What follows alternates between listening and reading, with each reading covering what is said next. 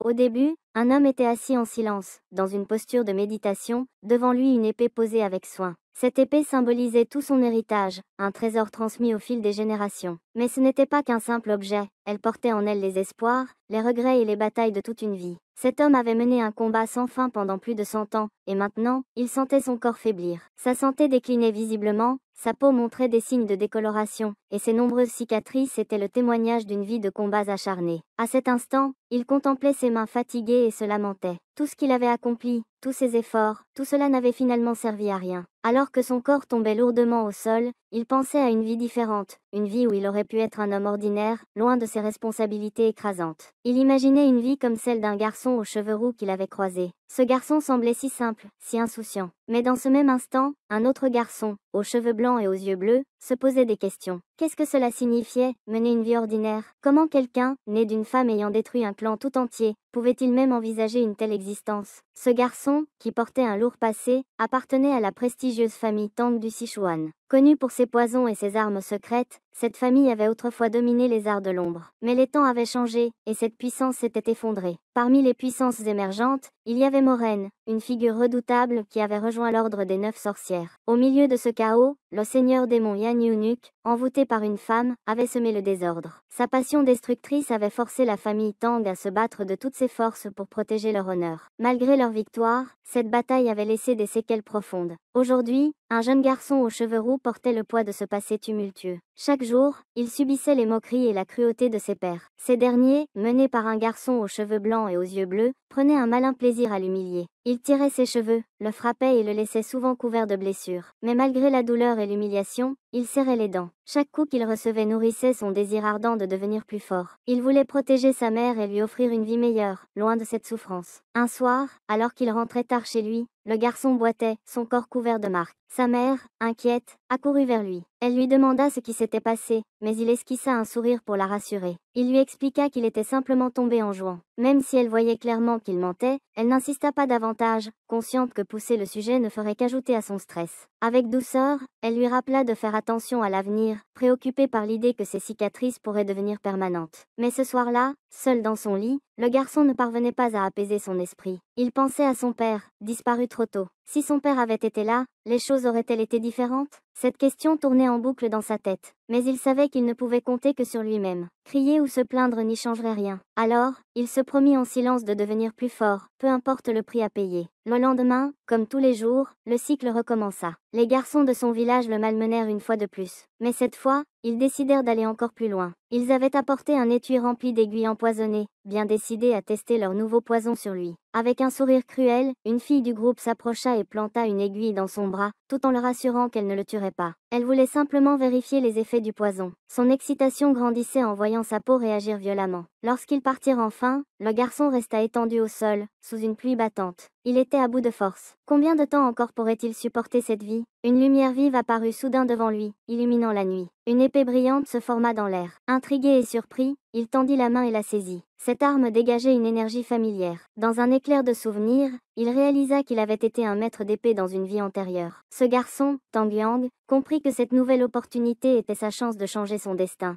Avec cette épée, il pourrait protéger sa mère et se reconstruire une vie digne. Désormais, il n'était plus le garçon faible qu'ils avaient toujours connu. Le lendemain, lorsqu'il se retrouva face à ses bourreaux, il n'était plus le même. L'un des garçons s'approcha, prêt à le frapper, mais Tang Yang le repoussa d'un seul coup. Le silence se fit dans le groupe. Ils étaient stupéfaits qu'un garçon qu'ils avaient toujours considéré comme faible puisse réagir avec tant de force. Même la fille qu'il avait empoisonnée la veille était incrédule. Elle était persuadée qu'il n'avait aucune compétence martiale. Et pourtant, il venait de prouver le contraire. Avec un calme froid, Tang Yang leur lança un avertissement. S'ils pensaient être prêts pour le concours de chef de clan avec leur niveau actuel, ils se trompaient lourdement. Ce jour-là, Tang Yang fit comprendre qu'il ne serait plus leur victime. Il était désormais prêt à se battre pour lui-même, pour sa mère, et pour l'avenir qu'il voulait construire. Son attaque fut arrêtée avec une seule main. Dans ses yeux, il n'y avait ni peur ni doute, mais une détermination froide et implacable. Il observa les participants et remarqua que, si tel était leur niveau, il n'aurait aucun mal à capturer l'attention de l'assemblée. En un instant, il brisa le poing de son adversaire avec un coup précis et intense. Avant de partir, il laissa un avertissement. Il était non seulement prêt, mais plus que qualifié pour participer au concours des jeunes chefs de clan. Dans la salle des poisons cachés, un lieu autrefois réservé aux chefs du clan pour prendre des décisions importantes, se tenait une réunion. Le poste de chef était vacant depuis longtemps, et cette pièce était devenue la salle du conseil des aînés. Ce jour-là, un aîné s'exprima sur une préoccupation majeure, le faible nombre de participants qualifiés pour le prochain concours. Il débattait de l'inclusion de Tang Yongyang, fils du célèbre poison phénix. Officiellement, il n'avait pas encore annoncé sa participation, mais tout le monde savait qu'il n'avait montré aucun talent remarquable jusqu'à présent. Les objections à son inclusion fusaient, son inexpérience était un problème, et certains estimaient qu'autoriser un candidat aussi faible rabaisserait le niveau global de la compétition. L'un des aînés souleva une autre problématique. Tang Yongyang était le fils du précédent chef de clan. L'exclure pourrait entacher la légitimité de la compétition. Pourtant, un autre argumenta que, même avec un sang prestigieux, il n'était qu'un fardeau pour la famille, incapable de contribuer significativement. Alors que ces mots durs résonnaient, la porte de la salle s'ouvrit brusquement. Une silhouette entra, captant immédiatement l'attention de tous. C'était Tang Yongyang.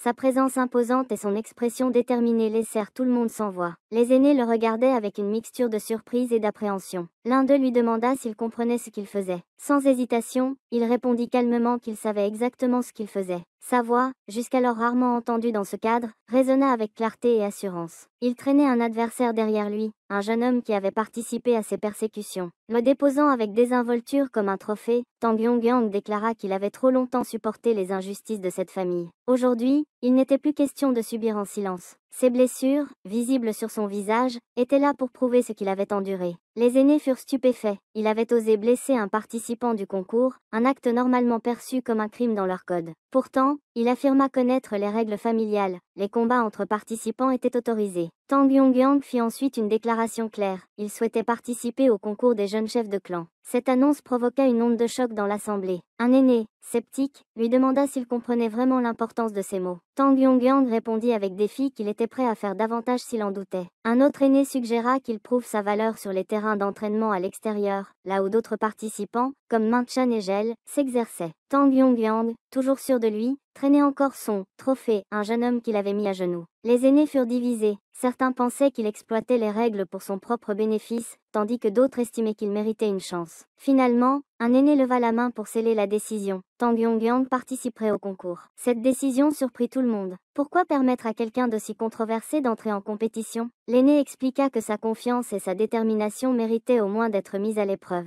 Tang Yongyang, en entendant cela, déclara que s'il échouait à devenir le jeune chef de clan, il accepterait toutes les conséquences de ses actes. En rentrant chez lui, il retrouva sa mère, inquiète de sa décision. Elle pensait que rejoindre le concours était imprudent et risqué. Mais Tang Yongyang la rassura avec un ton calme et décisif. Il expliqua que c'était nécessaire pour leur avenir. Sa mère, en le regardant, comprit qu'il n'agissait pas sur un coup de tête. Elle se rappela du sens de son nom, un survivant, quelqu'un capable de surmonter les épreuves. Même si elle le voyait encore comme un enfant, ce jour-là, elle sentit l'aura d'un futur grand homme. Elle lui posa une dernière question. Était-il vraiment confiant à propos du concours? Tang Yongyang, avec un sourire serein, répondit doucement qu'il était le fils du poison phénix. Sa mère, émue par sa réponse, ne put contenir ses émotions. Elle savait qu'il était déterminé et qu'il avait déjà commencé à tracer son propre chemin, celui d'un chef digne de leur héritage. Ses yeux étaient déjà pleins de larmes lorsqu'elle lui fit un long câlin. Elle lui dit à quel point il avait grandi et qu'elle était incroyablement fière de lui. Il ressentit une immense tendresse dans l'étreinte de sa mère et se promit de continuer à protéger la vie ordinaire qu'il avait choisie. Il ne voulait laisser personne perturber cette existence paisible. Toute personne ou chose qui tenterait de l'en empêcher, il la supprimerait de son chemin. Un mois passa après cet événement marquant. Un jour, son oncle lui demanda s'il était vraiment sûr de vouloir participer au concours des jeunes leaders. Sa mère, inquiète, insista pour qu'il renonce. Mais Tang Yang, calme et déterminé, expliqua qu'il avait ses raisons. Il n'était plus un enfant agissant sans plan. Son oncle, Tang Gaki, un jeune chef surnommé le roi des ténèbres, remarqua avec admiration que la mentalité, le courage et la posture de Tang Yang étaient remarquables pour son âge. La sœur de Tang Gaki intervint dans la discussion. Elle reconnut qu'elle s'inquiétait également pour lui, mais jusqu'à présent, Tang Yang avait protégé leur famille et prouvé sa valeur. Elle exprima sa gratitude tout en admettant qu'elle plaçait désormais de grandes attentes en lui.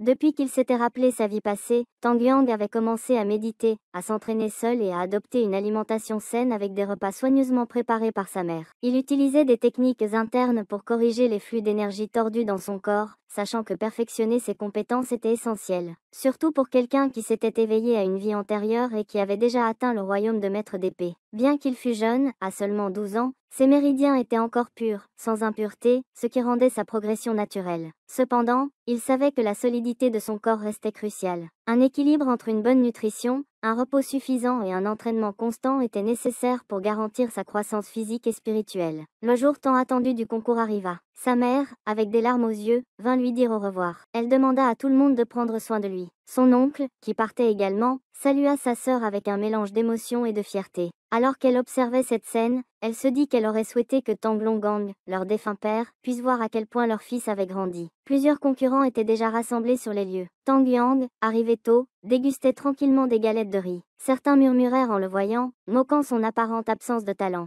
Ils trouvèrent absurde qu'un garçon réputé incapable d'apprendre les arts martiaux participe à la compétition. Les remarques s'intensifièrent jusqu'à ce qu'un des garçons soit soudain frappé au visage par une galette de riz. Surpris, il s'effondra au sol. Les autres accusèrent Tang Yang d'utiliser une arme cachée, mais en examinant de plus près, ils réalisèrent qu'il s'agissait simplement d'un gâteau de riz à moitié mangé. Malgré cela, ils ne le laissèrent pas tranquille. Ils ignorèrent les avertissements sur la défaite récente de Munan et son groupe, persuadés qu'ils pouvaient facilement s'imposer. Les provocations laissèrent place à une attaque collective. Plusieurs adversaires s'élancèrent simultanément sur Tang Yang. Les coups furent échangés avec intensité, mais Tang Yang, imperturbable, continua à riposter efficacement. Assis sur le terrain, mangeant encore ses galettes de riz, il finit par immobiliser plusieurs d'entre eux. L'agitation attira l'attention d'un ancien, qui arriva en colère pour mettre fin au chaos. Il demanda ce qu'il pensait faire. Plusieurs garçons se plaignaient de douleur, allongés au sol. Tang Yang, assis sur quelques-uns d'entre eux, répondit calmement qu'il n'avait fait que se défendre. Il expliqua à l'ancien que ces garçons avaient commencé les ennuis, mais qu'il avait géré la situation sans aller trop loin. L'ancien, furieux de voir des blessures sur autant de participants juste avant le début de la compétition, s'inquiéta des conséquences si une telle personne devenait chef de clan. Lors de la réunion, il fut décidé de réviser les règles du concours, jugeant nécessaire d'encadrer davantage les combats pour éviter de nouvelles complications. Deux filles discutaient de la compétition en cours. L'une expliqua que cela se déroulait sur la montagne depuis 2 ou 3 ans, ce qui éveilla la curiosité de l'autre. Trouvant cette réponse étrange, la fille aux cheveux violets lui demanda qui elle était. L'interlocutrice, une fille aux cheveux roses et portant des lunettes, répondit simplement qu'elle avait obtenu l'information grâce à son père, qui travaillait au bureau général. Apparemment, il avait eu accès à des détails confidentiels concernant le concours, contrairement à ce qu'on disait. Peu de temps après, le chef du clan du roi noir fit une entrée remarquée, appelant au silence. Il annonça qu'il superviserait la compétition et en expliquerait les règles.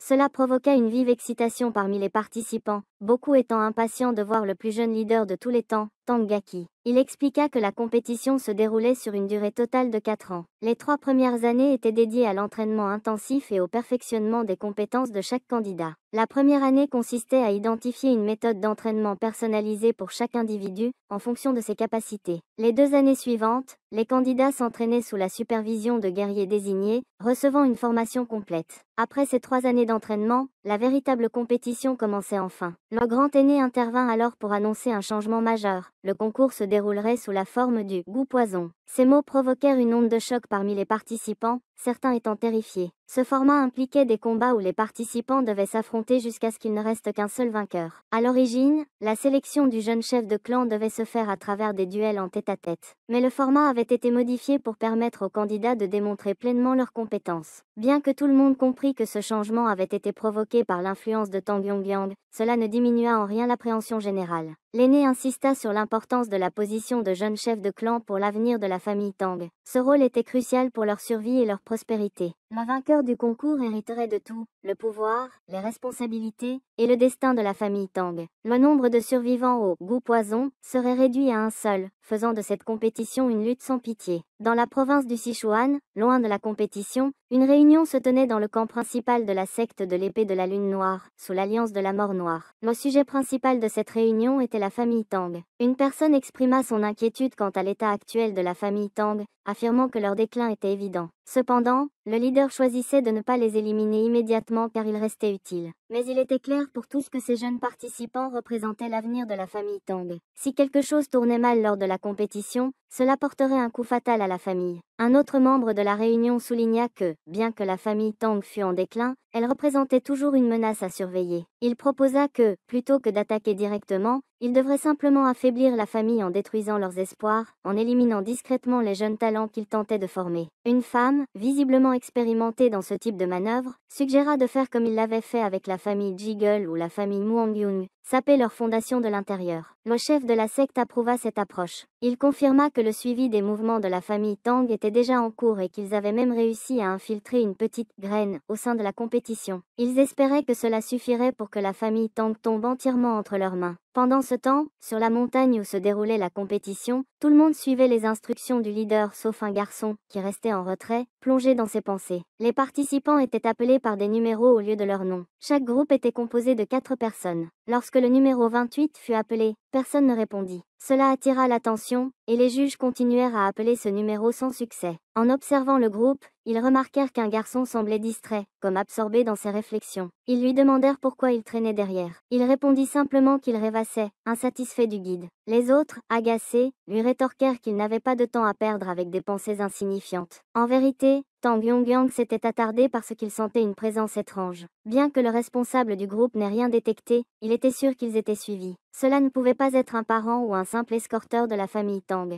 Lorsqu'ils atteignirent une falaise, les membres du groupe demandèrent au guide si cet endroit était approprié. Le guide leur répondit mystérieusement et leur demanda le mot de passe pour confirmer leur identité. L'un des étudiants du groupe cria alors « Roi du poison caché » et le mot de passe fut validé. Cette réponse surprit 3 des membres du groupe. Soudain, un homme apparut, se présentant comme Jiggle Changshin. Il expliqua que, bien qu'autrefois la famille Tang ait été maîtresse dans l'art des formations, elle avait chuté après l'invasion du Seigneur Démon. Sans l'aide de la famille Tang, sa propre famille n'aurait pas survécu. En retour, il s'était engagé à empêcher toute intervention extérieure dans la compétition. Jiggle Changshin expliqua que la famille Jiggle, experte en formation, avait mis en place des techniques permettant de protéger les zones critiques de la compétition. Certains membres du groupe, bien qu'impressionnés, semblaient perplexes. La fille aux cheveux violets remarqua que Tang Yongyang semblait distrait, une fois encore perdu dans ses pensées, comme lorsqu'il était en voiture. Elle se souvint qu'ils allaient passer 3 ans ensemble, mais son visage ne montrait aucun intérêt pour les discussions ou les présentations. Quand on lui demanda de se présenter, Tang Yongyang se contenta d'un silence, obligeant les autres à insister pour qu'il confirme son identité. La fille aux cheveux roses et portant des lunettes se présenta joyeusement comme Tang Yuri. Elle évoqua un combat récent, tandis qu'un autre garçon, plus exubérant, se présenta sous le nom de Tangan et déclara que c'était un plaisir de les rencontrer. Pendant que le transport continuait, Tang Yuri pensa que Tang Yongyang faisait preuve d'un grand courage pour un garçon si jeune. Elle mentionna que son arrière-grand-père était l'un des 3 anciens, ce qui lui donnait un sentiment de sécurité pour les 4 années à venir. Cependant, Tang Yongyang coupa court à ces insinuations, lui demandant d'aller droit au but et de cesser de tourner autour du pot. Surpris, Tangan tenta de calmer la tension en affirmant qu'ils formaient désormais une équipe et devraient travailler ensemble. Tang Yongyang soupira en silence, observant les autres débattre sans fin. Il reconnaissait cette attitude comme celle de personnes habituées à causer des ennuis depuis leur enfance. Il pensait que, même si cela nécessitait beaucoup de préparation pour arriver ici, certains membres du groupe semblaient incapables de se concentrer sur l'essentiel.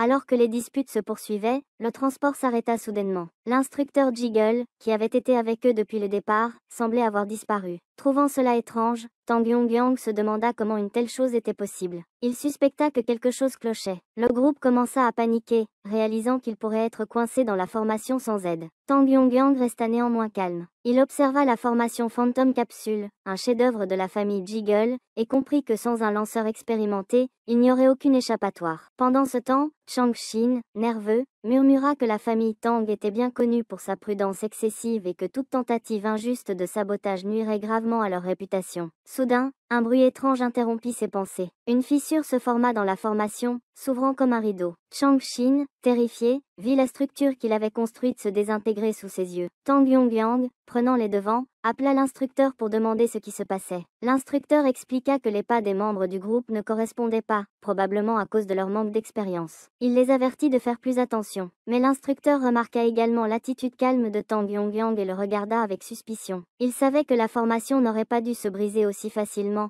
à moins qu'il n'y ait eu une intervention extérieure. Les autres membres du groupe se rassemblèrent autour de Tang Yongyang, le bombardant de questions sur la manière dont il avait traversé la formation. Tang Yongyang, imperturbable, leur répondit que ce n'était pas le moment de s'inquiéter de telles choses. Ils avaient la chance d'avoir trouvé un instructeur Jiggle compétent pour les guider. Il leur conseilla de suivre ses instructions à la lettre et d'éviter de causer davantage de problèmes, car le moindre faux pas pourrait avoir des conséquences graves. Jiggle avait disparu, mais maintenant les choses étaient claires, il avait fui dans sa propre formation. Il savait que ce garçon, Tang Yongyang, n'était pas du genre à se laisser tromper par des astuces simplistes. La force mentale de ce garçon de seulement 12 ans l'étonnait. Tandis qu'il apercevait une lumière, Jiggle pensa qu'il avait trouvé une sortie menant à un autre espace de formation, et il accéléra pour les distancer. Mais il finit par s'arrêter ailleurs, persuadé qu'il les avait laissés derrière. Il s'installa au sol, pensant qu'aucune méthode ne leur permettrait de le suivre. Cependant, tout bascula lorsqu'il entendit son nom prononcé par un superviseur. Jiggle comprit que cela n'annonçait rien de bon. Le superviseur du groupe 7, Tang Wan-jin, le trouva assis par terre et lui demanda s'il allait bien. Il lui posa ensuite des questions sur les participants du groupe 7 et leur localisation. Jiggle, préparé à ce genre de questions, garda son calme. Il expliqua qu'il semblait que le groupe 7 ne participerait pas à la compétition tant attendue. Selon lui, ils avaient peut-être été attaqués par des bandits ou des animaux sauvages. Malheureusement, des accidents imprévus arrivent parfois, ajouta-t-il, convaincu que ces explications suffiraient. Mais alors qu'il terminait à peine sa phrase, sa formation se brisa de nouveau, attirant l'attention du superviseur. Jiggle, paniqué, se retourna en essayant de comprendre ce qui se passait. Il supplia le superviseur de le laisser enquêter sur ce problème avant de conclure quoi que ce soit. La formation, connue sous le nom de « 7 serrures fantômes de pierre », était réputée comme l'une des meilleures de la famille Jiggle. Comment pouvait-elle être brisée si facilement? Tang Yongyang apparut alors, tenant une simple lame courte. Cette vision laissa Jiggle sans voix. Yongyang sourit étrangement et salua le superviseur avec une voix calme mais inhabituelle. Les autres membres du groupe, qui avaient suivi Yongyang, étaient impressionnés. La facilité avec laquelle il avait traversé la formation était incroyable. Comment avait-il pu accomplir cela avec une simple épée courte? Yongyang expliqua qu'il n'avait pas vraiment brisé la formation, mais simplement créé une brèche pour permettre leur passage. Le superviseur confirma qu'ils étaient bien les 7 participants du groupe. Il remarqua l'écusson de la famille Tang sur leur capuche et se détendit. Cependant, il exprima ses inquiétudes sur la possibilité qu'ils aient été attaqués, suivant les soupçons de Jiggle. Mais Tang Yongyang savait déjà que Jiggle avait probablement agi sous les ordres de la famille Tang elle-même. Il décida de ne rien révéler pour le moment, préférant attendre la fin de la compétition pour confirmer ses doutes. Si Jiggle avait effectivement collaboré avec les aînés pour saboter la compétition, Tang Yongyang promit intérieurement qu'il anéantirait le clan Jiggle. Pour l'instant, il joua le jeu. Jiggle, visiblement embarrassé, s'excusa pour l'erreur dans sa formation et promit de la vérifier immédiatement. Le superviseur, Tang Wan-jin, apaisa les tensions en expliquant qu'il y avait eu un malentendu. Il accueillit chaleureusement le groupe 7, s'excusant pour les lacunes dans leur entraînement. Il se présenta ensuite comme membre de la brigade Bong, responsable de leur préparation pendant la compétition. Cette révélation troubla Tang Muo, qui se souvenait avoir entendu que la brigade Bong avait disparu depuis des années. Il connaissait leur réputation légendaire et savait qu'ils étaient autrefois l'une des forces les plus redoutées de la famille Tang. Tang Yuri, curieuse, voulut savoir pourquoi Tang Wan-jin n'était plus avec la famille Tang. Il expliqua qu'il y a des années, lors d'une bataille désespérée, la brigade Bong avait tenté de protéger le jeune chef de clan et le poison Phénix face au seigneur démon de la lueur céleste. Ce fut un désastre. Leur défaite les avait marqués à jamais, et ils furent considérés comme des parias pour leur échec à protéger leur maître. La discussion s'arrêta là, et Tang Wan-jin leur demanda de l'écouter attentivement pendant qu'il expliquait les règles de la compétition. La première année serait une période d'entraînement indépendant. Chaque participant pourrait s'entraîner comme il le souhaitait et aurait accès aux écritures de la famille Tang. Tang Yuri, intrigué, demanda alors si la légendaire technique des 10 000 fleurs célestes, perdue lors de la bataille, serait incluse dans leurs enseignements. Le superviseur expliqua que la technique légendaire des 10 000 règnes de fleurs célestes était exclusivement réservée à celui qui devenait le jeune chef de clan. Bien que cette technique soit incomplète, Tang Yongyang savait qu'elle reposait sur le contrôle d'innombrables armes cachées, créant un chaos semblable à une tempête. Cela rappelait une technique de contrôle d'épée, et il pensait qu'il pourrait peut-être tenter d'en imiter une partie. Le superviseur précisa que l'essence des 10 000 règnes de fleurs serait transmise aux participants par les aînés, étape par étape. Il ajouta, avec une pointe de défi, qu'il doutait que beaucoup puissent en supporter l'intensité. Dès cet instant, leur formation deviendrait encore plus rigoureuse. Qu'elle soit en groupe ou individuelle, chaque session viserait à repousser leurs limites. Tang Yuri, curieuse comme toujours, demanda où ils allaient loger et dormir. Avec un sourire malicieux, le superviseur répondit qu'ils séjourneraient dans la forêt. Si elle avait imaginé des lits confortables, elle se trompait lourdement. Selon lui, le confort n'apportait pas la force, et pour s'adapter à des conditions extrêmes, il devait être prêt à endurer les pires environnements. Tandis que le superviseur leur annonçait qu'ils pouvaient commencer à s'entraîner selon leur propre jugement, Tang Yongyang pensa que dormir dans un lit confortable ne lui manquait pas tant que cela. S'adapter à la vie en forêt lui semblait suffisant. Cependant, le superviseur n'apprécia pas cette remarque et, intrigué par ses compétences, décida de le tester. Il lui rappela qu'il avait été le seul à briser la barrière et voulut voir jusqu'où allaient ses capacités. Le test consistait en une épreuve simple mais intense. Tang Yongyang devait bloquer ou esquiver des armes cachées lancées depuis toutes les directions, les yeux bandés, et réussir en seulement 5 mouvements. Tandis que le superviseur donnait ses instructions, les membres de l'équipe se rassemblèrent autour de lui, armés de poignards et de projectiles. Les autres membres de l'équipe regardaient avec scepticisme, pensant que cette tâche était impossible. Tang Muryo, en particulier, jugeait que personne ne pouvait réussir un tel défi. Lorsque le test commença, les armes furent lancées dans toutes les directions. Tang Yongyang, concentré, compta mentalement le nombre de projectiles passant près de lui. Il en dénombra 147, un chiffre qu'il trouvait exagéré. Pourtant, avec une incroyable sérénité, il dégaina son épée et esquiva chaque projectile avec une fluidité déconcertante. Non seulement il évita toutes les attaques, mais il sembla même attirer certaines armes vers lui pour mieux les neutraliser. L'ensemble du groupe était stupéfait par ses compétences. Sa maîtrise ne se limitait pas à sa technique, il montrait une compréhension des principes du combat, du poids, de la vitesse et de l'adaptabilité, tout cela en un seul mouvement. Le superviseur observa attentivement sa performance, notant chaque trajectoire et la façon dont Yongyang avait désarmé ses adversaires. Une fois le test terminé, Tang Yongyang retira son bandeau, demandant calmement s'il avait réussi. Le superviseur, impressionné, conclut qu'il avait non seulement réussi, mais qu'il méritait amplement un repos bien mérité dans le manoir. Il pensa même qu'il venait de voir un véritable prodige en action. Certains membres de l'équipe estimaient que Tang Yongyang méritait cet honneur, tandis que d'autres jugeaient cette décision injuste, arguant que le confort devrait être partagé par tous les membres du groupe. Mais Tang Yongyang ne sembla pas affecté par ces commentaires. Avec un sourire éclatant et un éclat de rire, il plaisanta sur le fait qu'au manoir, il espérait une grande variété de repas pour accompagner son confort. Bien que certains de ses coéquipiers boudaient, le superviseur était ravi de constater que leur motivation restait intacte. Il voyait en Tang Yongyang un potentiel rare, peut-être même l'élu capable de changer le destin du clan. Yu Mang, avec un sourire taquin, déclara à l'équipe que désormais, leur certificat inclurait un supplément de viande dans chaque repas pour compenser la rudesse des entraînements. Dans la forêt sombre, l'aventure ne faisait que commencer. Quelques loups dévoraient une proie qu'ils avaient récemment chassée. Cependant, quelque chose semblait étrange avec cette proie, et il ne fallut pas longtemps avant que les loups ne commencent à ressentir des effets secondaires. L'un après l'autre, ils s'effondrèrent au sol, incapables de se relever. 3 survivants, cachés non loin, se précipitèrent sur les loups. Ils étaient impressionnés par les compétences d'Aune, capable de produire un poison si puissant. Grâce à sa technique, ils allaient enfin pouvoir savourer un repas digne de ce nom. Tang bavait déjà à l'idée de manger de la viande, tandis que les deux autres discutaient entre eux. 4 mois s'étaient écoulés depuis leur arrivée dans la forêt. La première chose qu'ils avaient rencontrée en entrant était un ours, mais ils n'avaient pas pu trouver de vraie proie depuis.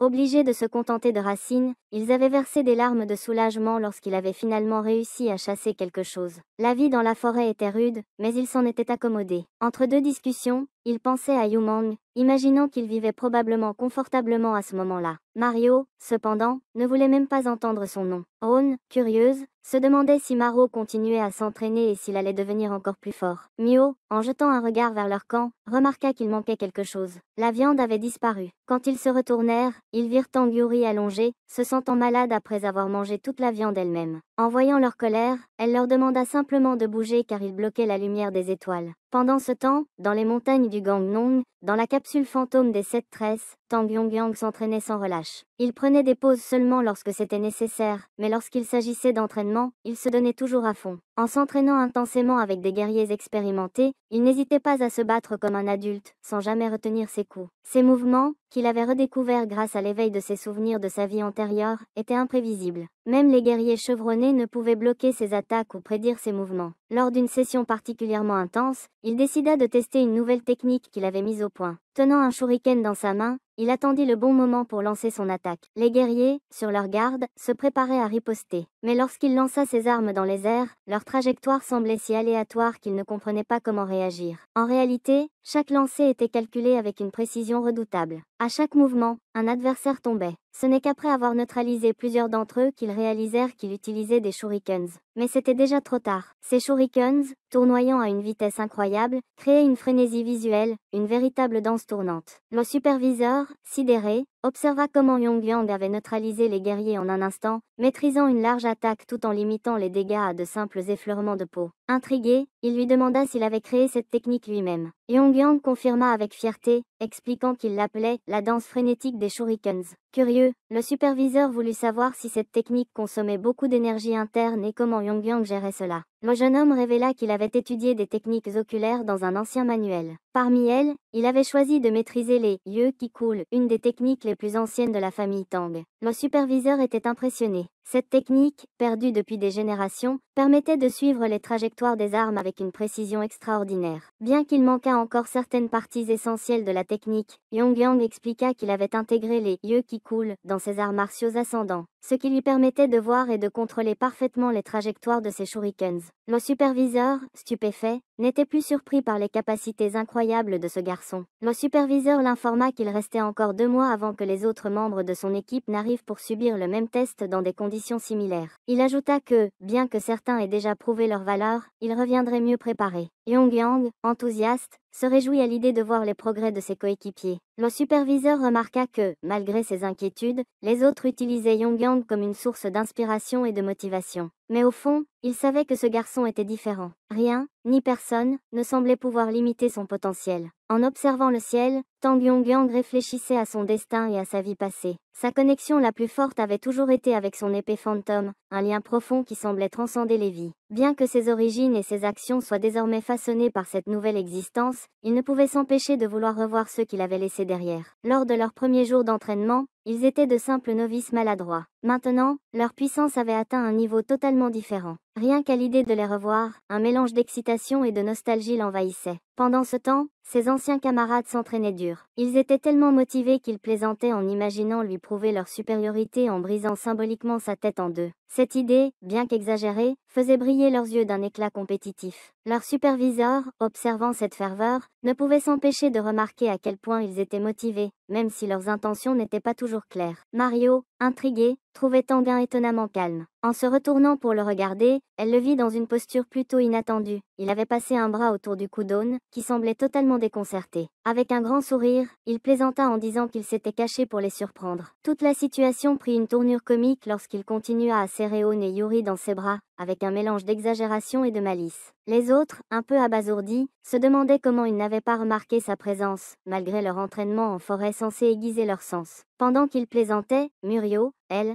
réfléchissait à la différence flagrante entre leur progression et celle de Tang Yongyang. Pendant ces 6 mois, il n'était pas seulement devenu plus fort, mais aussi plus imposant. Son charisme naturel semblait avoir atteint un niveau totalement nouveau. Perdue dans ses pensées, elle rougit légèrement avant de reprendre ses esprits, se disant que c'était probablement à cause de l'intensité de l'instant. Ailleurs, une réunion se tenait. Jianggu, un homme clé dans les coulisses, paraissait préoccupé. Il écoutait attentivement les rapports sur les participants. Le numéro 2 se démarquait par une progression impressionnante et un désir brûlant de devenir plus fort. Ce participant semblait animé par une hostilité profonde envers quelqu'un, ce qui intriguait ses observateurs. Cependant, un autre rapport mentionna le numéro 10, qui avait réussi le test des guerriers en un mois seulement. Ces 2 participants étaient indéniablement remarquables, mais face au numéro 28, leurs exploits perdaient de leur éclat. Le numéro 28 restait une énigme. Son style unique et ses compétences surpassaient même celles des maîtres confirmés. Ceux qui avaient observé sa formation en restèrent bouche bée, stupéfaits par son niveau de maîtrise. Cependant, recruter un tel talent comportait des risques, car il semblait avoir déjà compris qu'il était au centre de nombreuses manipulations. Jianggu, bien que préoccupé, détourna la conversation. Il déclara que son groupe n'avait pas encore produit de talent exceptionnel, mais il réfléchissait déjà à une stratégie pour influencer la compétition. Il envisageait de recruter le numéro 2,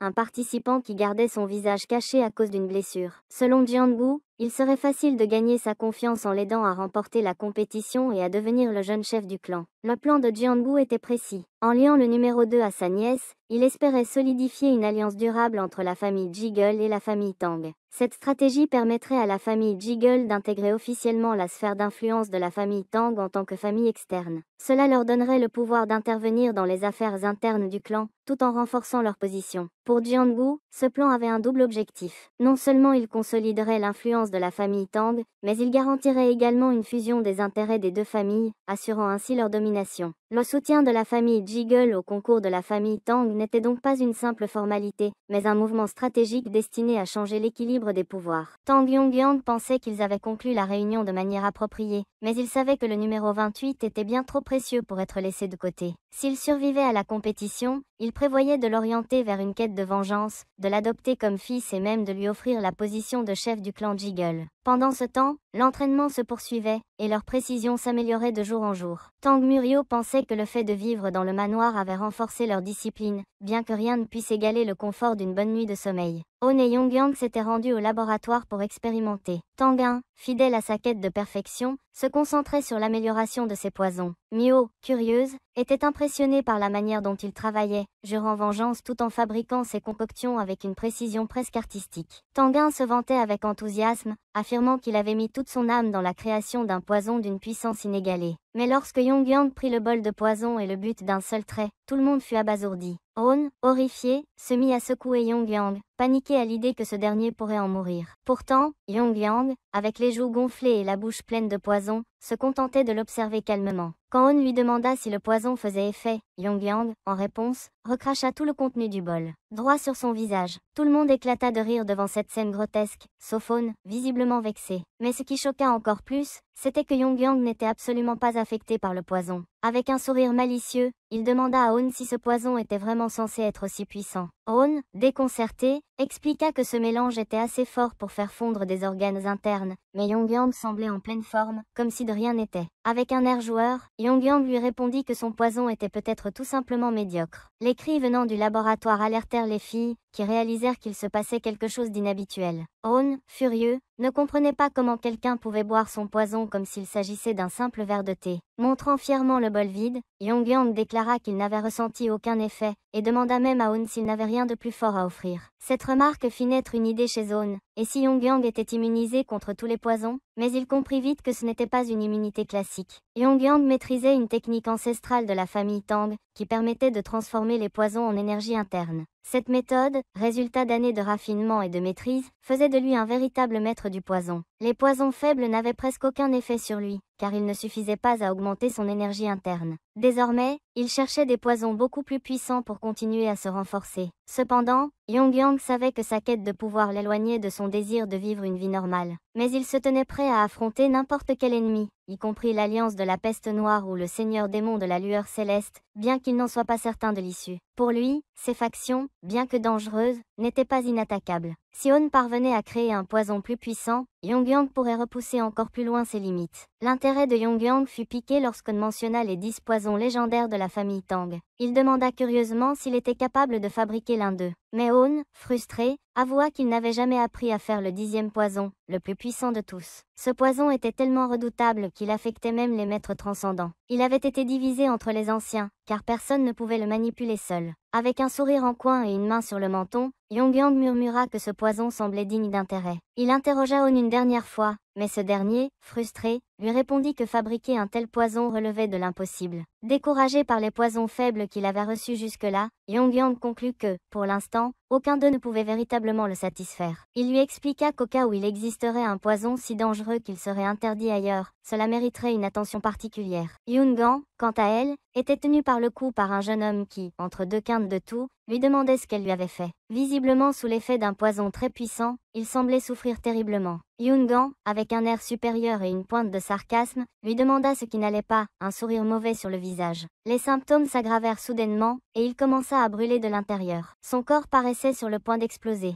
En quelques instants, les effets du poison atteignirent leur paroxysme. Son corps s'effondra, se désintégra et se réduisit en cendres, se fragmentant en morceaux. Yungan observait la scène avec satisfaction. Ce poison, transmis par son grand-père, faisait partie des 10 poisons légendaires de la famille Tang. Tout en touchant le côté défiguré de son visage, elle souriait sinistrement, se remémorant la douleur et la colère de ce jour inoubliable. Cette vengeance qu'elle savourait allait être le début d'une série de tourments qu'elle prévoyait d'infliger à Yumang dans leur jeu macabre autour des poisons. Le temps passa rapidement, et 6 mois s'étaient écoulés. Cela faisait désormais 1 an que Tang Yongyang avait commencé son entraînement. Il avait affiné ses techniques martiales et corrigé ses faiblesses, mais le véritable défi ne faisait que commencer. L'heure était venue de choisir un chef d'équipe. Cette annonce provoqua une surprise parmi les filles de l'équipe, mais le superviseur confirma qu'il était temps de nommer un chef temporaire jusqu'à la 3e année. Chaque chef représenterait son équipe dans une épreuve appelée le match de minerai de vie, et le participant le plus remarquable deviendrait le leader définitif. Sans surprise, les membres de l'équipe savaient que Tang Yongyang, numéro 28, serait choisi pour diriger l'équipe.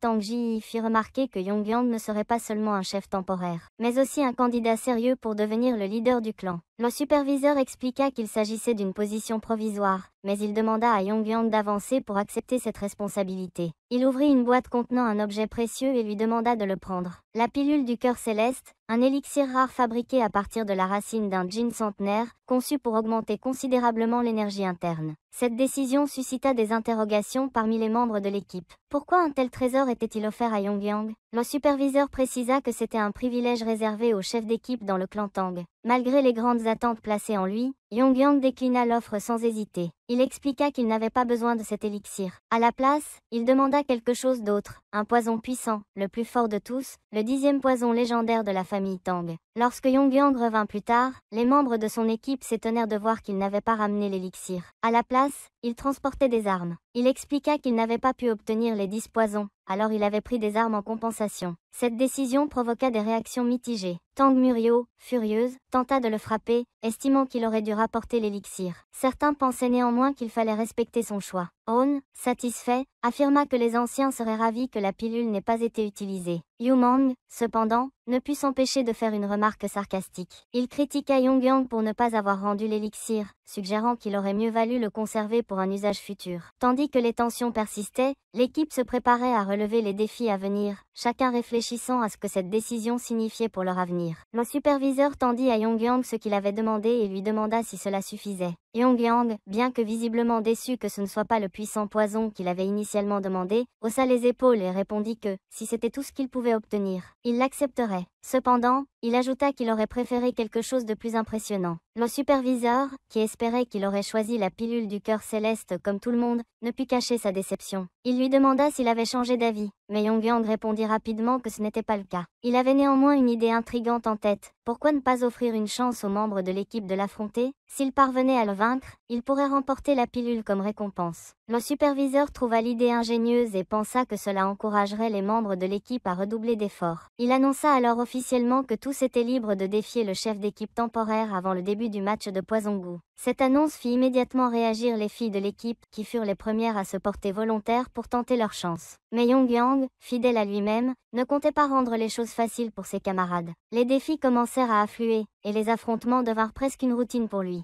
Tangon, particulièrement obstiné, revint encore et encore, malgré des défaites répétées. Un jour, après une énième confrontation, Yongyang lui demanda en riant s'il savait combien de fois il avait perdu. On, sans une once de gêne, répondit fièrement, probablement 173 fois. Cette persévérance arracha un sourire à Muryo, qui trouvait admirable que rien ne semblait branler On. Yuri, en revanche, avait depuis longtemps renoncé à ces duels, préférant regarder les affrontements avec amusement. Lors d'un combat particulièrement animé, Yongyang tendit la main à On après l'avoir encore battu et lui demanda s'il acceptait enfin sa défaite. Malgré la défaite, On, souriant, répondit qu'il continuerait à s'améliorer. Yongyang, tout en plaisantant sur son futur rôle de jeune chef de clan, assura à tous les membres de l'équipe qu'il ne les abandonnerait jamais, même en accédant à ce poste prestigieux. Le superviseur, observant ces échanges, ne pouvait cacher sa fierté. Il déclara que l'équipe avait accompli des progrès impressionnants, comparables à ceux de la légendaire brigade Bonwei. Après 3 ans d'entraînement, ils avaient survécu à des épreuves qui avaient éliminé de nombreuses autres équipes.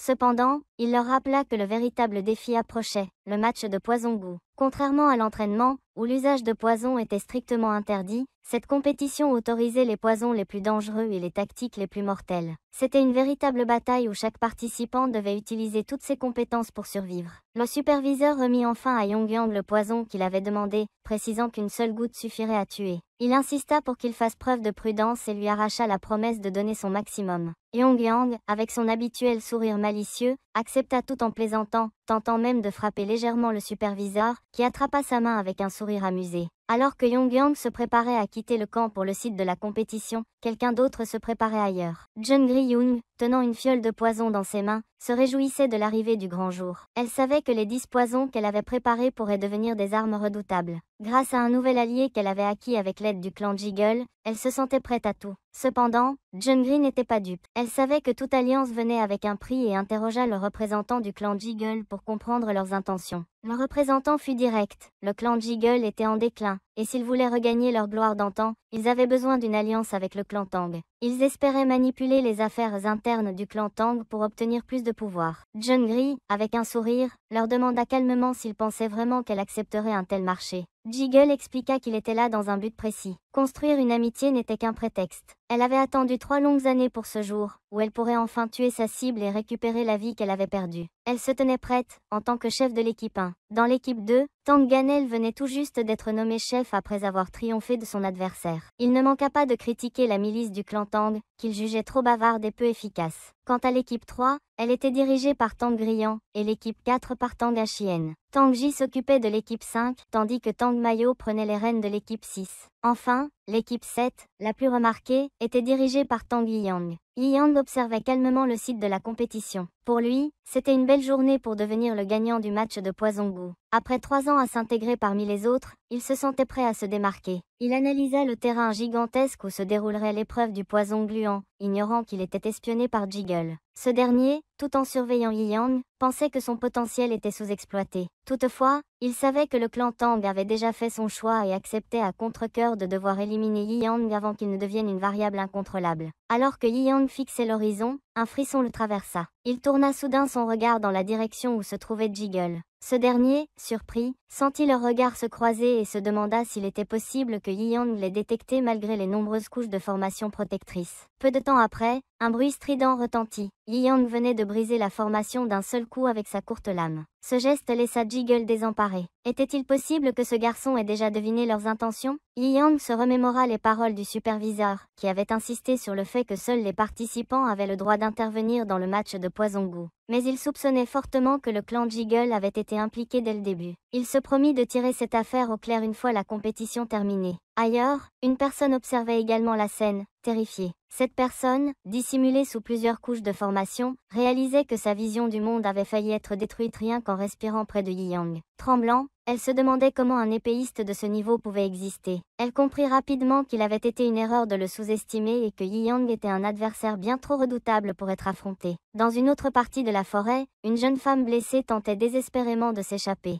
Haletante, elle se demandait comment elle avait pu en arriver là. Elle n'avait jamais souhaité devenir chef de clan et rêvait simplement de quitter ce monde cruel. Mais alors qu'elle envisageait de se rendre, un homme apparut soudainement. Cet homme, sans prononcer un mot, attaqua brutalement tous ceux qu'il croisa, ne laissant aucune chance à ses adversaires. La jeune femme comprit qu'elle n'avait aucune échappatoire. L'objectif de cet homme était clair, exterminer tous ceux qui se trouvaient sur son chemin. Alors qu'elle murmurait à voix basse qu'elle n'était qu'un membre insignifiant du clan Tang, l'homme s'approcha d'elle, un sourire glacial sur le visage. Il la félicita pour sa rapidité, bien qu'il jugeât que cela ne suffirait pas. En exhibant les trophées de ses précédentes victoires, il lui fit comprendre qu'elle n'était pas différente des autres. Désespérée, elle lui demanda pourquoi il agissait ainsi, rappelant qu'ils faisaient tout partie de la même famille. Mais l'homme, indifférent, répondit froidement qu'il ne s'était jamais considéré comme un membre du clan Tang du Sichuan. Et, sans une once d'hésitation, il mit fin à sa vie. Pendant ce temps, Yiyang continuait sa quête. Bondissant d'arbre en arbre, il cherchait un abri pour se reposer. Après une longue recherche, il trouva enfin une grotte. En y entrant, il constata que l'endroit était calme et dépourvu de toute trace humaine. Tout semblait parfait pour une pause. Il s'installa tranquillement, prêt à reprendre des forces et à réfléchir à la suite des événements. Tang Yumang voulait atteindre rapidement le niveau transcendant. Il s'installa en position méditative, conscient que son corps avait mouru et qu'il ne devrait pas subir d'effets secondaires majeurs. 2 conditions étaient nécessaires pour atteindre ce niveau: parvenir à l'illumination et accumuler suffisamment d'énergie interne pour ouvrir les méridiens empoisonnés. Grâce à ses expériences de sa vie passée, il avait déjà atteint l'illumination, et son énergie interne avait considérablement augmenté grâce au poison perfectionné par Anun. Ainsi, toutes les conditions étaient réunies. Il entreprit de briser les barrières qui retenaient ces méridiens empoisonnés. Une fois libérés, ces méridiens relâcheraient le poison accumulé et affineraient son énergie interne avec une puissance incroyable. Normalement, ce processus était extrêmement douloureux pour les artistes martiaux. Les articulations se brisaient et se reconstruisaient de nombreuses fois, donnant littéralement naissance à un nouveau corps. Mais pour Yu Mang, qui avait déjà traversé cette expérience dans sa vie antérieure, la douleur était bien moindre. Grâce à son intelligence, il avait pris soin de nettoyer régulièrement ses méridiens, ce qui facilitait grandement le processus. Lorsqu'il termina, il ressentit une énergie fulgurante parcourir son corps. Il pensa qu'il devrait tester sa puissance à l'extérieur. Maintenir un environnement propre et un corps sain avait toujours été une priorité, surtout avant une compétition importante. Bien que les changements physiques soient minimes, il sentit que sa puissance était devenue incroyablement efficace. Pour s'en assurer, il lança un coup puissant sur un rocher de montagne, et l'impact confirma l'efficacité de son énergie interne. Pendant ce temps, dans un autre coin de la forêt, Tang Jin se tenait sur un tronc d'arbre et observait une personne en contrebas, un autre participant également en fuite. Il interrogea cette personne, lui demandant pourquoi, après tant d'entraînement, elle restait si faible. Parmi toutes les personnes qu'il aurait pu croiser dans le match, il fallait que ce soit lui. Cet orphelin, élevé comme le petit-fils du grand aîné Tang Gan, jouissait d'une réputation impressionnante. Considéré comme l'élève préféré du grand aîné, il était réputé incroyablement fort. Pourtant, Tang Jin avait cru avoir une chance en attaquant le premier, mais il n'avait même pas réussi à effleurer son col avant de se retrouver dans cette situation désespérée. En observant son adversaire sourire malgré tout, Tang Jin, confus, lui demanda pourquoi il souriait. Pensait-il cacher un atout? Mais l'autre répondit qu'il n'avait rien à cacher, il pensait simplement à quelqu'un de plus effrayant que lui.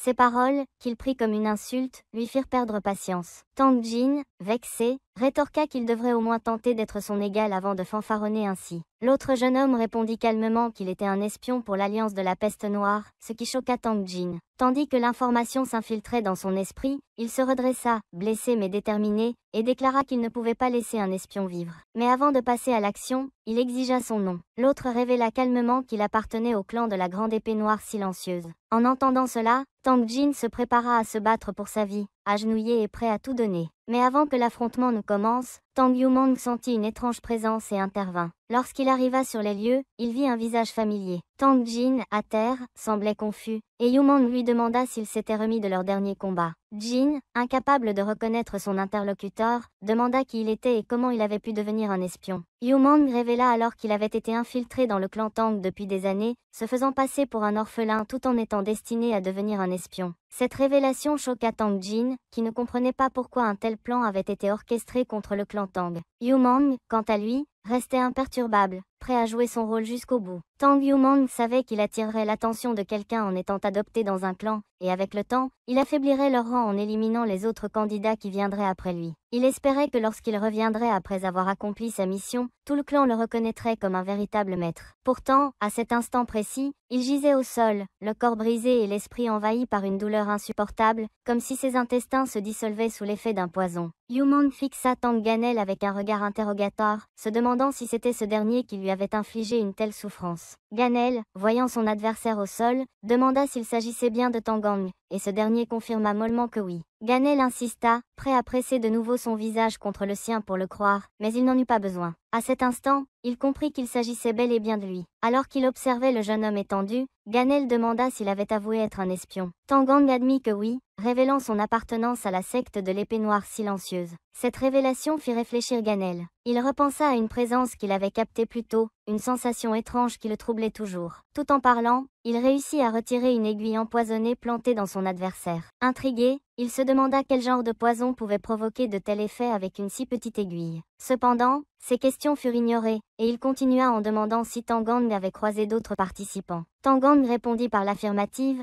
mais souligna qu'il ne voyait pas l'intérêt de détoxifier le poison. Selon lui, les intentions de quelqu'un issu d'un clan sombre comme l'Alliance de la Peste Noire étaient déjà évidentes. Il ne trouvait donc pas nécessaire d'écouter ses explications. Tandis qu'il parlait, le jeune homme au sol commença à réagir, tentant de se relever avec difficulté. Tang Ganel s'inclina respectueusement et s'excusa sincèrement auprès de Yumang, regrettant leurs différents passés. Yumang, impassible, répondit qu'il n'y avait pas besoin de s'attarder sur le passé et l'invita à laisser tomber ses vieilles rancunes. Ganel, touché, insista en affirmant qu'il ressentait le besoin de présenter des excuses véritables, mais Yumang, fidèle à son calme, lui dit de ne pas s'en soucier. Tout à coup, Ganel ouvrit grand les yeux, sentant un danger imminent. Cependant, Yumang, qui avait déjà capté cette présence, resta maître de lui-même. Le jeune homme au sol, se voyant condamné, tenta de frapper dans le vide, croyant que cela suffirait à emporter ses deux adversaires avec lui dans la mort. Ganel, surpris, pensa un instant que Yu Mang avait été touché, mais il réalisa rapidement que ce n'était qu'une illusion. Yu Mang, dans son calme habituel,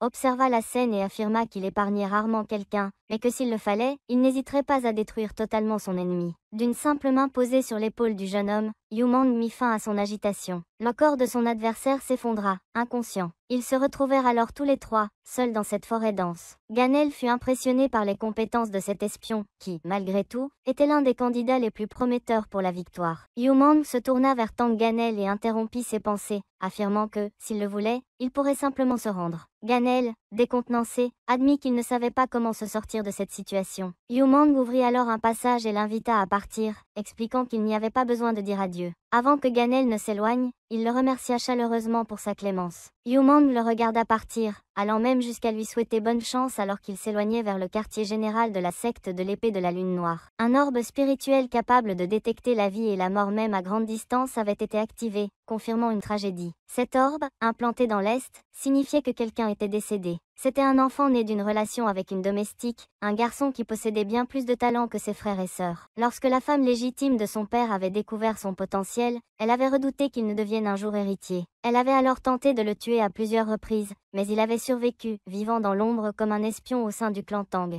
Bien qu'il ait toujours regretté de ne pas avoir fait plus pour ce fils illégitime, le père décida qu'il pourrait au moins venger sa mort. Il ordonna à tous ses disciples de se préparer pour un voyage vers le mont Gangdong. Le moment tant attendu pour écraser le clan Tang approchait. Il exigea que toute personne portant le nom de Tang soit traquée et éliminée, personne ne devait repartir vivant de cette montagne. Cependant, les choses prirent une tournure étrange. Bien qu'ils aient voyagé jour et nuit, ils ne trouvèrent aucune trace de présence spirituelle. Ils soupçonnaient que la formation autour de la montagne avait été manipulée pour bloquer leur progression. Les rares survivants devaient probablement s'être réfugiés auprès du clan Jiggle. Ils savaient que ce clan cherchait à augmenter son influence sur le clan Tang et que leurs ambitions à long terme étaient prévisibles. Mais ils ne pouvaient ignorer cette sensation persistante d'être observés. Pendant ce temps, Yu Mang, allongé dans l'herbe, contemplait le ciel. Il se perdait dans ses pensées, imaginant ce qu'il pourrait montrer à sa mère s'il pouvait la revoir. Il se demandait comment elle allait. Ses réflexions le plongèrent rapidement dans un sommeil profond. Non loin de là, Yungan, cherchant désespérément à se venger, remarqua sa silhouette endormie. Elle s'approcha prudemment, mais au fur et à mesure qu'elle l'observait, elle réalisa qu'il ne ressemblait pas à Tangan.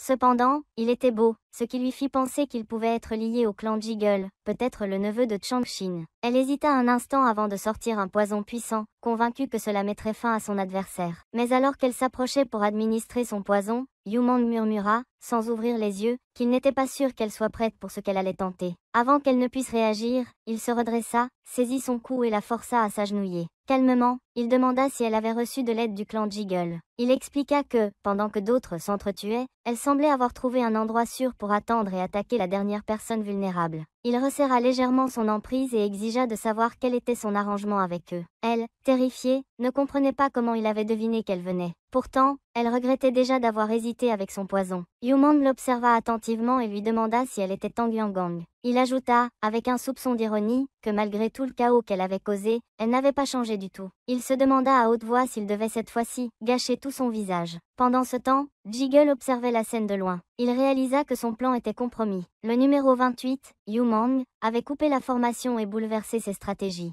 Jusqu'à ce moment, tout s'était déroulé comme prévu, mais le numéro 10 avait rapidement éliminé plusieurs concurrents, changeant complètement la donne. Si le numéro 2 et le numéro 10, pourtant d'un niveau similaire, avaient déjà été surpassés par Yu Mang, il semblait peu probable que quiconque puisse désormais l'arrêter. Il pensait que si le numéro 28 gagnait, tous ses plans seraient anéantis. Il ne savait pas quoi faire. Quelque chose dans la formation attira son attention. Il sentit une accumulation d'énergie que l'ennemi possédait déjà. Alors qu'il atteignait le pied de la montagne, le chef de la secte pensait que c'était excessif d'utiliser toute leur force contre les recrues du clan Tang. Il remarqua qu'ils n'étaient que 2 disciples face à une armée de plus de 200 combattants, renforcés par d'autres alliés, portant leur nombre à 300. Pourtant, ils savaient déjà qu'affronter le clan Tang sur leur propre territoire, le sud-est de Gandong, pouvait poser problème. L'influence de ce lieu était sans égale, bien que l'état du clan Tang soit en ruine. Il se rappela un échec passé impliquant quelqu'un qu'il respectait, mais il préféra ne pas s'attarder sur ce souvenir. Ils partirent immédiatement, sans savoir qu'ils étaient surveillés par le clan Jiggle. Ce dernier observait tout depuis l'ombre. Leur chef, McKin,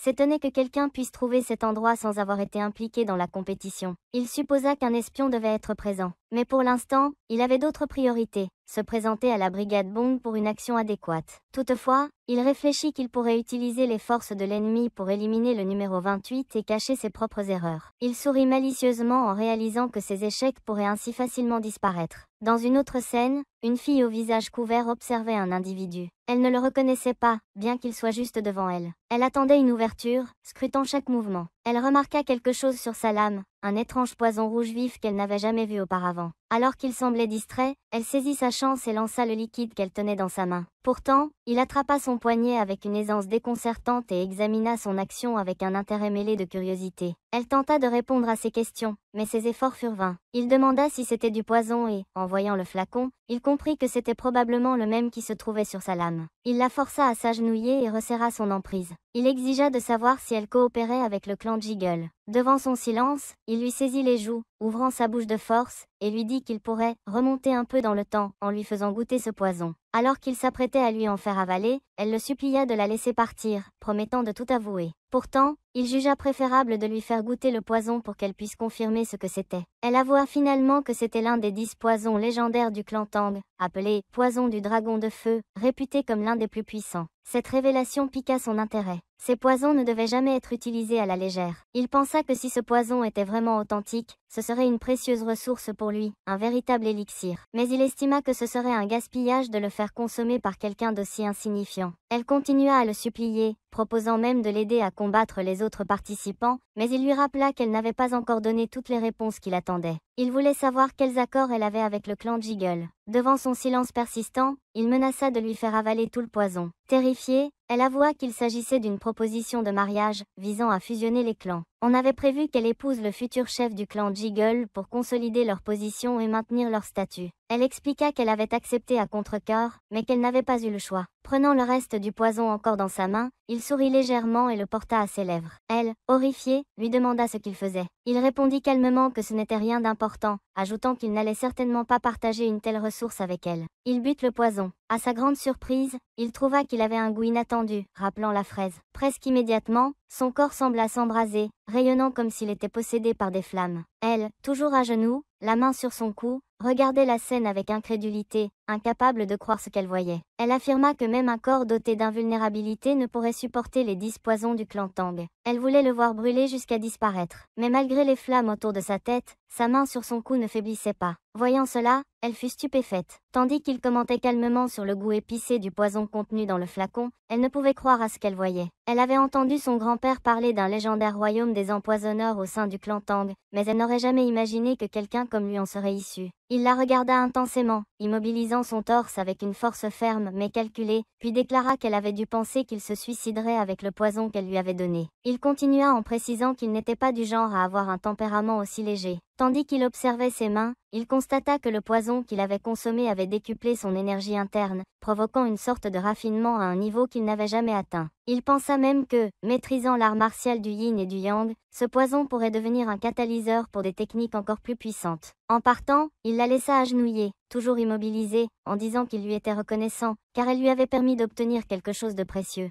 Cependant, un étrange sentiment l'envahit. Levant les yeux, il remarqua que le ciel, bien qu'il soit nuit, semblait s'illuminer comme un lever de soleil. Il réalisa que la formation autour de la montagne était en train de se désactiver, signalant que la compétition était terminée. Mais une chose lui parut anormale, une grande masse de présence approchait, environ 200 ou peut-être 300 personnes. Ce chiffre était trop important pour passer inaperçu par le clan Jiggle. Cela signifiait qu'ils avaient probablement laissé cette force entrer volontairement dans la formation pour provoquer un entraînement dans le chaos. Yuman comprit que ce match de survie empoisonné, censé ne désigner qu'un seul vainqueur, devenait un piège mortel. Pendant ce temps, Shangshin rapportait à la nouvelle brigade qu'une troupe d'environ 300 personnes, menée par le chef de la secte de l'épée noire de la lune, McKin, approchait. Cette révélation choqua les guerriers. McKin n'aurait jamais dû pouvoir localiser cet endroit, protégé par la formation fantôme à 7 verrous. Cependant, il n'y avait pas de temps pour réfléchir. La priorité était de les arrêter. Mais Jiggle mit en garde contre l'imprudence. Entrer dans la formation où le match avait lieu serait impossible pour eux. Il leur faudrait donc espérer que les jeunes membres du clan Tang encore dans la formation puissent surmonter cette crise par eux-mêmes. Le chef de la secte de l'épée noire de la lune était enragé en voyant son fils, qui gisait au sol, manifestement vaincu. Les marques d'aiguilles sur son cou suggéraient qu'il avait été empoisonné et neutralisé sans avoir eu la moindre chance de se défendre. Il cria à ses hommes de fouiller chaque recoin de la formation et d'éliminer tous les membres du clan Tang qu'ils trouveraient.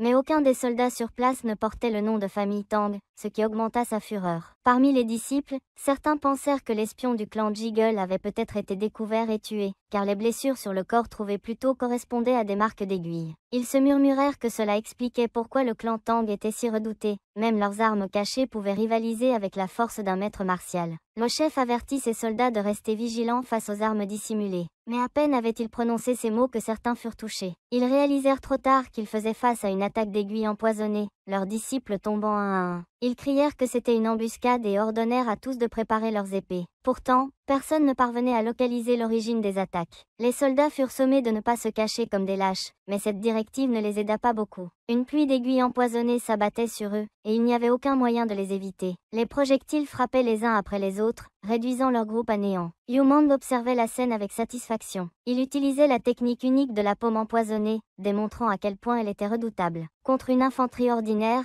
elle était tout simplement imbattable. Il balaya la zone d'un geste fluide, dispersant les aiguilles empoisonnées avec une facilité déconcertante, tout en économisant son énergie interne. Il pensait que cette combinaison de techniques était parfaitement adaptée à la situation. Désormais, il ne restait plus qu'à chercher ceux qui se cachaient encore. Des rapports arrivèrent de l'Est, indiquant que toutes les équipes de recherche avaient été anéanties. Les corps portaient des marques identiques, des blessures infligées par des aiguilles empoisonnées d'une puissance extrême. Aucune exception. Même le poste d'observation ouest avait été décimé, selon les nouvelles. Le chef de la secte de l'épée noire de la lune, en entendant cela, perdit patience. Comment autant d'hommes avaient-ils pu tomber en si peu de temps? En à peine une heure, près de 100 soldats avaient été éliminés. Il envisagea que cela pouvait être l'œuvre d'une seule personne, ce qui était encore plus effrayant. Si plusieurs individus étaient capables de tels exploits, la situation serait encore plus catastrophique. Il supposa qu'un maître du clan Tang devait être à l'œuvre. Cette idée le perturbait profondément. Les rôles s'inversaient, et désormais, c'était eux qui étaient pourchassés. Il appela Zhang Banju et lui confia le commandement temporaire. Il déclara qu'il allait préparer une embuscade en personne. Perdre davantage de disciples était hors de question. Toutefois, l'ambiance silencieuse et pesante le dérangeait. Ils étaient attaqués sans relâche et ne récoltaient que des pertes. Frustré, il annonça qu'il quitterait cet endroit dans une heure, avant que les dégâts ne deviennent insoutenables. À peine eut-il prononcé ces mots qu'une voix l'interrompit.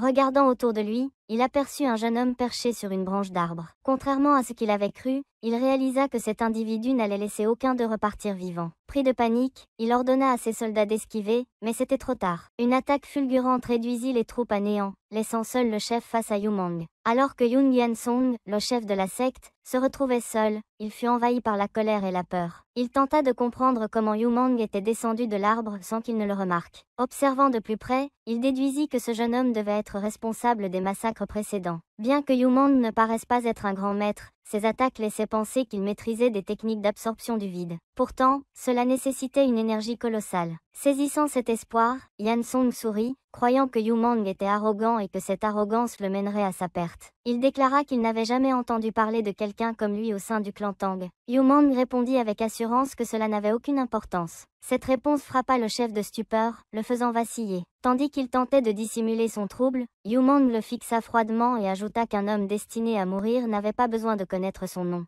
Cette déclaration fit disparaître le sourire du visage du chef, remplacé par une rage incontrôlable. Il déclara que si le jeune homme était si pressé de rencontrer sa fin, il l'accomplirait volontiers. Mais avant cela, il préférait se concentrer sur le perfectionnement de ses mouvements et maximiser l'efficacité de sa technique. En contrôlant sa respiration et en calmant ses pensées, il se prépara à utiliser sa technique ultime, persuadé qu'il pourrait écraser son adversaire d'un seul coup. S'avançant avec assurance, il lança son attaque avec toute sa puissance. Mais à sa grande surprise, elle fut simplement bloquée. Il n'arrivait pas à comprendre comment un tel exploit était possible. Yu Mang, un sourire narquois sur le visage, demanda au chef si c'était vraiment là toute sa puissance. Il lui proposa même, sur un ton moqueur, de prendre un peu plus de temps pour essayer d'augmenter ce niveau médiocre. Cette scène rappela un événement survenu bien avant cette compétition. Après la chute d'un des 9 clans aux mains de l'Alliance de la Peste Noire, Zhong Jainbong avait rejoint volontairement le syndicat. Là-bas, ses techniques personnelles furent perfectionnées et transformées. Un jour, alors qu'il croisait le chef du syndicat,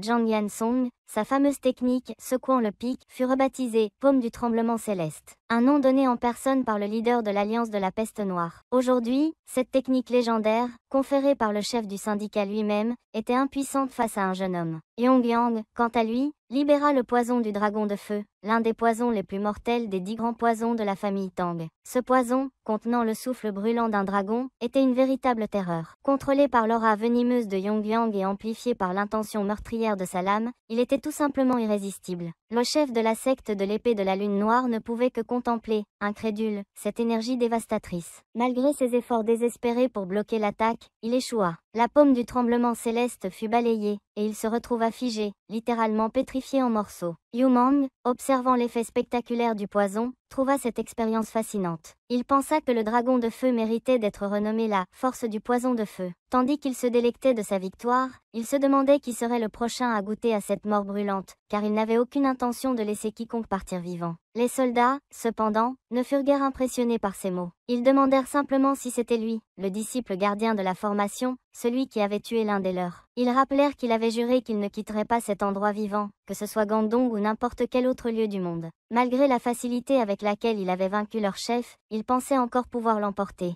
Recevant l'ordre de se regrouper, ils formèrent une nouvelle formation et l'encerclèrent. Au centre du cercle, Yu Mang resta immobile, observant calmement leurs manœuvres. Des voix conseillèrent la prudence, suggérant d'éviter ces poisons et armes cachées, tandis que d'autres proposaient de concentrer leurs efforts sur l'épuisement de ses forces. Pendant ce temps, le chef de la secte, McKin, était déterminé à venger la mort douloureuse du plus jeune des siens. Il était prêt à sacrifier tout ce qui restait de ses hommes pour que leur sacrifice ne soit pas vain. Alors que les soldats attendaient une ouverture, Yu Mang ne bougea pas d'un pas. Il se tenait toujours au centre, attendant patiemment leur attaque. Mais soudain, il fit un mouvement qui rappela à certains d'entre eux une danse hypnotique, celle qu'il surnommait la « danse du chien tournoyant ». Le sable autour de lui commença à tourbillonner, formant un vortex qui s'éleva rapidement. Lorsqu'ils réalisèrent qu'il avait disparu, des cris s'élevèrent dans leurs rangs. Ils cherchaient frénétiquement où il avait pu aller. Avant qu'ils ne puissent comprendre ce qui se passait, tout autour d'eux vira au rouge. Ils se rendirent compte qu'ils étaient pris au piège, et il n'y avait aucun moyen de s'échapper. Même le chef de la secte de l'épée de la lune noire était alarmé d'avoir laissé passer le moment où un jeune homme seul semait une telle agitation sur le champ de bataille. Alors que les autres soldats cherchaient à venger leurs camarades tombés, Yu Mang leva calmement la main et leur demanda s'ils pouvaient emprunter leurs épées. À peine eut-il terminé sa phrase que ses épées se désintégrèrent, comme si elles se réduisaient en poussière. À cet instant, il fut immédiatement comparé à un monstre. Comment pouvait-il détruire des épées sans même les toucher? Non seulement il détruisit les lames, mais il transforma leurs fragments en petites armes qu'il contrôla avec une précision effrayante. Utilisant une force pure et une intention tranchante, il créa un mouvement de rotation qui faisait tourbillonner les fragments autour de lui, rendant toute attaque inefficace. Cette démonstration était une variante impressionnante de la technique cachée du clan Tang, la pluie de 10 000 fleurs célestes. Même en avançant, il semblait intouchable, protégé par ce barrage d'éclats métalliques. Certains murmuraient qu'il était impossible pour quelqu'un d'aussi jeune d'accomplir un tel exploit. La technique des 10 000 fleurs célestes était déjà considérée comme l'un des sommets des arts martiaux du clan Tang. Pourtant, Yu Mang l'a surpassé en lui donnant une nouvelle identité, le barrage d'éclats de fer. Il était maintenant curieux de voir si son ennemi pouvait passer à l'offensive. Après tout, il avait suffisamment utilisé les soldats pour s'amuser à les épuiser. Il déclara, avec un sourire provocateur, que c'était désormais son tour d'attaquer. Ces paroles irritèrent profondément le chef de la secte de la lune noire, qui accusa Yu Mang d'une arrogance imprudente. Mais Yu Mang, lassé par ces menaces répétitives, le coupa sèchement et lui conseilla de se taire. Le chef dégaina alors son épée silencieuse, bien décidé à prouver sa supériorité. Utilisant la célèbre technique des épées jumelles Taiwa, il visa Yu Mang avec une précision mortelle. Mais à sa grande surprise, sa technique fut contrée par la « danse de l'arc tourbillonnant », une attaque si fluide qu'elle fit vaciller ses propres mouvements. Le chef de la secte devint plus fébrile et intensifia ses attaques, utilisant la frappe finale de la technique des épées jumelles silencieuses. Cependant, Yu Mang bloqua cette ultime tentative avec une simple lame courte, laissant son adversaire complètement épuisé et incrédule. Le chef ne comprenait pas comment un simple poignard pouvait déjouer les attaques d'une technique aussi redoutable. Yu Mang, dans sa générosité teintée de moquerie, prit le temps d'expliquer à son adversaire comment il aurait dû exécuter correctement la technique. Avec une aisance déconcertante, il démontra la frappe finale, mais cette fois de manière impeccable. Le chef, abasourdi, ne pouvait que regarder en silence. Yu Mang souligna que, puisque l'épée silencieuse portait une aura mortelle, elle devait avoir été conçue pour tuer, mais que son contrôle n'avait rien de particulièrement complexe. Le chef de la secte, rempli de frustration et de déception, réalisa qu'il était face à un véritable maître. Même après avoir maîtrisé l'ultime technique des épées jumelles, il n'avait jamais atteint ce niveau de fluidité. En réfléchissant à l'origine de cette puissance, il se rappela que l'un de leurs disciples, éliminé quelques heures plus tôt, utilisait une technique similaire. Yu Mang déclara qu'il ne connaissait pas tous les secrets de cette technique, mais qu'il était évident que son adversaire faisait partie de l'Alliance de la Peste Noire. Il ajouta que les arts martiaux utilisés par ses membres étaient transformés en arts ascendants, s'adaptant parfaitement à leurs utilisateurs pour en décupler la puissance. Il expliqua que c'était pour cette raison que tant de personnes, de tous horizons, avaient abandonné leur vie passée pour rejoindre l'Alliance de la Peste Noire. Une technique comme celle-là, dit-il en souriant, n'était rien de plus qu'un outil que n'importe qui pouvait imiter, à condition de supporter l'énergie meurtrière qui l'accompagnait. Avec un brin d'ironie, il déclara qu'il lui avait déjà offert ce genre de pouvoir, ajoutant que Ryan semblait manquer de confiance en lui. Il observa ensuite que, malgré ses efforts, ce dernier n'avait rien accompli de notable. Il conclut en disant qu'il allait montrer une démonstration en retour et qu'il ne faudrait pas s'étonner une fois qu'il commencerait à agir. Le chef de la secte de l'épée de la lune noire observait Yu Mang avec inquiétude, incertain de ses intentions. Ce dernier expliqua qu'à un niveau transcendantal, la taille de l'arme importait peu. Makin, bien qu'ayant remporté de nombreuses batailles, était abasourdi par la manière dont ce jeune homme déployait son potentiel. Ce sentiment s'intensifia lorsqu'il vit Yu Mang exécuter la technique de la rivière des lames. Même avec toute son expérience, Makin ne pouvait croire que ce garçon, armé d'une simple lame courte, maîtrisait cette technique redoutable. Yu Mang, tout en montrant un sourire moqueur, répondit aux interrogations de Makin, affirmant que ce n'était pas grâce à son corps, mais bien à son esprit et à son contrôle. Réalisant qu'il faisait face à un adversaire au sommet de son art, Makin pensa à fuir, espérant prolonger sa vie. Cependant, Yu Mang déclara qu'il était inutile de courir. Il annonça calmement qu'il mettrait fin à cette confrontation de façon spéciale, comme il se devait pour un membre du clan Tang. Alors que Yu Mang se préparait à frapper, Makin courut aussi vite qu'il le pouvait, se demandant pourquoi aucun rapport n'avait fait mention d'un tel monstre au sein du clan Tang. Tandis qu'il fuyait, il entendit les arbres derrière lui tomber, tranchés avec une précision et une vitesse effrayantes. Il réalisa que l'énergie qui se dégageait était bien trop puissante pour être simplement humaine. Makin tenta alors de se retourner et de faire face à cette menace. Il parvint à bloquer quelques attaques, mais à chaque impact, son épée se fissurait davantage. Quand elle finit par se briser complètement, Makin se retrouva à combattre à main nue. Il fut frappé de toutes parts, les fragments d'armes et les coups tranchants le laissant dans un état déplorable. Malgré tout, il ne renonça pas et essaya de se convaincre que son adversaire devait être épuisé après une telle démonstration. Mais Yu Mang semblait imperturbable, avançant calmement tout en lançant des attaques dévastatrices. Avec un geste rapide, il rappela ses armes, les fragments d'acier se reformant en cercle tournoyant autour de lui. Makin, qui voyait son armée décimée, comprit qu'il n'avait aucune chance.